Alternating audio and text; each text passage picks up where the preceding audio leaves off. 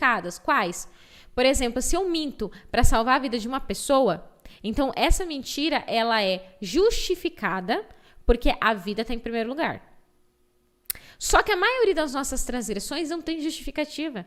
É por isso que Paulo, quando ele vai fazer o discurso lá em Atos dos Apóstolos, dizendo assim, que mediante a lei de Moisés nós não tínhamos justificativa da falta, não significa que a lei de Deus ela é falha, mas é porque nós não temos justificativa. Quem mente? Por que você mentiu? Não tem justificativa. Mentira é transgressão de Torá. Mentira e transgressão de Torá. Por que mentiu? Não tem justificativa. Então você está em falta. Sabe quando o professor ele faz a chamada e o aluno não está? Ele faltou. Quando que a falta ela não vai acarretar problema para o aluno? Quando essa falta é justificada. O aluno chegou e falou, professora, eu não vim ontem, tá aqui o meu atestado médico, que eu tive consulta ontem, a professora vai fazer o quê? Vai justificar. Agora, se ele faltou e não... faltou a professora... por que você faltou? Porque... é que eu tava cansado. Ele vai receber falta. E se ele tiver tido prova aquele dia, vai ter consequências. É a mesma coisa em relação à Torá. A maioria das nossas faltas não tem justificativa. É por isso que Yeshua se sacrificou por nós. Porque não tinha justificativa. O pecado era tão grande, tanta transgressão...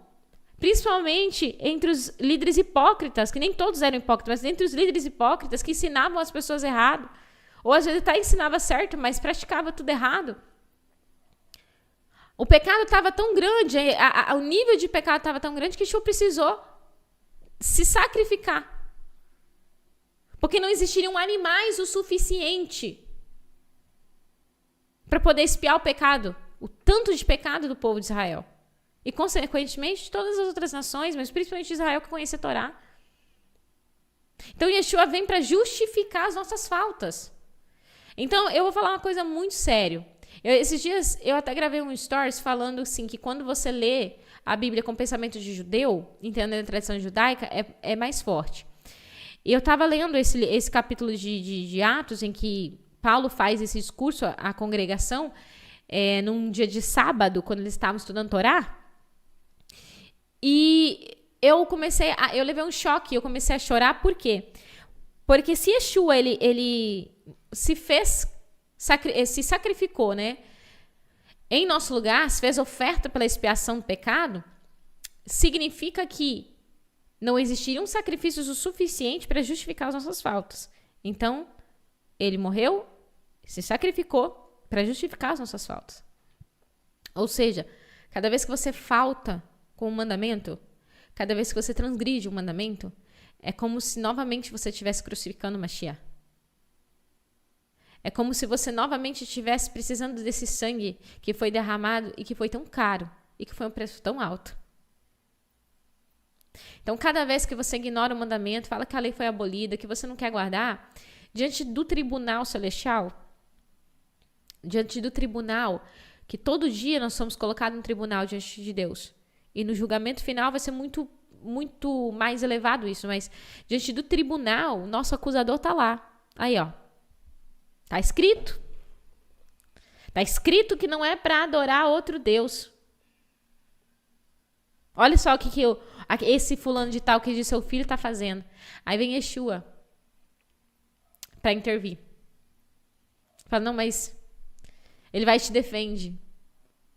Em nome de quê? Em nome do mérito dele, em nome do sacrifício dele. É como se você estivesse fazendo valer cada vez, ele tendo que justificar cada falta tua.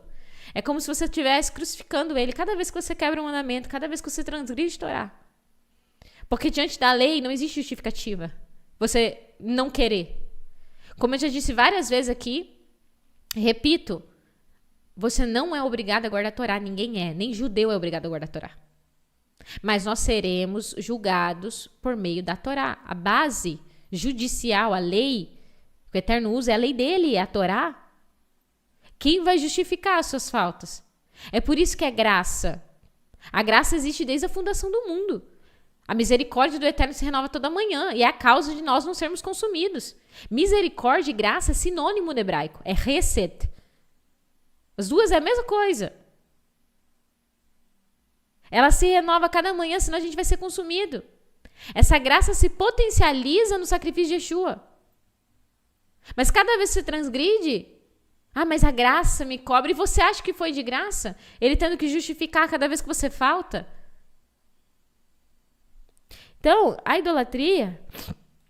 Só ver os comentários de vocês. E vemos pela história que eles, gregos, cananeus, não traíam seus deuses, mas o povo que era escolhido do Eterno traía. Exatamente. E eu já vou falar sobre esse negócio dos deuses. Espera só um pouquinho, tá um pouquinho mais avançado no shiur e eu já falo para vocês. Exatamente. Ou como se estivesse negando o sacrifício dele. Exatamente. Quer aprender mais de hebraico bíblico, tradição judaica e gestão emocional? Então não perca no dia 6 de outubro o lançamento da Yahalum 2.0. Clica no link aqui da descrição, entra no grupo do WhatsApp que você vai ter todas as informações, tá bom? Eu te vejo lá. Lehitraot.